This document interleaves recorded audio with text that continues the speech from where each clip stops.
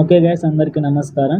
ఈరోజు టాపిక్ ఏంటంటే మనం జీవామృతం ఎలా తయారు చేయాలో చూసుకుందాం. వీడియో స్టార్ట్ చేసే ముందు ఇంకా ఎవరైతే నా ఛానల్ని సబ్స్క్రైబ్ చేసుకోలేదో వెంటనే వెళ్ళి నా ఛానల్ని సబ్స్క్రైబ్ చేసుకోండి. ఇలాంటి విషయాల కోసం నా ఛానల్ని సంప్రదించండి. ముందుగా జీవామృతాన్ని వాడడం వలన కలిగే ఉపయోగాలను మీకు నేను తెలియజేస్తాను. జీవామృతం అనేది ప్రకృతిలో వ్యవసాయంలో వాడే ఒక సేంద్రియ ద్రవం. ఇది నేల యొక్క సారవంతాన్ని మరియు పంట దిగుబడిని పెంచుతుంది మరియు అలాగే సూక్ష్మజీవుల పెరుగుదలను ప్రోత్సహిస్తుంది.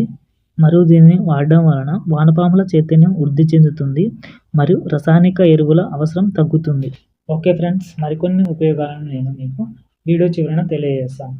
మనం జీవామృతం తయారు చేయడానికి కావలసిన పదార్థాలను మనం చూసుకుందాం. 20 కేజీల దేశీ ఆవు పేడ మరియు 10 లీటర్ల దేశీ ఆవు మూత్రం, 2 కేజీల బెల్లం మరియు 2 కేజీల పుట్టమట్టి. ఈ పదార్థాలన్నింటినీ కలుపుకోవడానికి మనకు 200 లీటర్ల వాటర్ డ్రమ్ను మనం తీసుకోవాలి. ముందుగా డ్రమ్లో 10 కిలోల దేశీ ఆవు పేడను వేసుకోవాలి. ఆ తర్వాతకి 10 లీటర్ల దేశీ ఆవు మూత్రాన్ని వేసుకోవాలి. ఆ తర్వాతకి 2 కిలోల బెల్లం వేసుకోవాలి. తర్వాత 2 కిలోల పుట్టమట్టి వేసుకోవాలి. ఇవన్నీ వేసుకున్నాక డ్రమ్ నిండా నీళ్లను నింపుకోవాలి. నీళ్ళను నింపుకున్న తర్వాతకి ఒక కర్ర తీసుకొని క్లాక్ వైజ్గా మొత్తాన్ని కలుపుకోవాలి. ఆ తర్వాతకి దీని మీద ఒక బట్ట తీసుకొని కప్పుకోవాలి. ఈ డ్రమ్మును నీడలో ఉండేటట్టు చూసుకోవాలి. ఈ పదార్థాన్ని వారం రోజులు పులియపెట్టాలి. రోజు ఈ పదార్థాన్ని 3 పూటల కలుపుతూ ఉండాలి క్లాక్ వైజ్ చొప్పున. ఇలా ఎందుకు కలుపుకోవాలంటే లోపల ఉన్న బ్యాక్టీరియాకు ఆక్సిజన్ అందడానికి ఈ ప్రక్రియను చేపట్టాలి.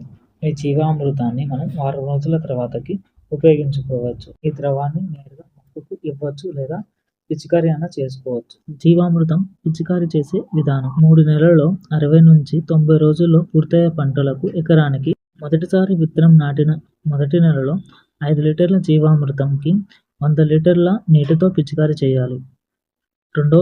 మొదటిసారి పిచికారీ చేసిన 21 రోజుల తర్వాత 10 లీటర్ల జీవామృతం 150 లీటర్ల నీటితో పిచికారీ చేసుకోవాలి.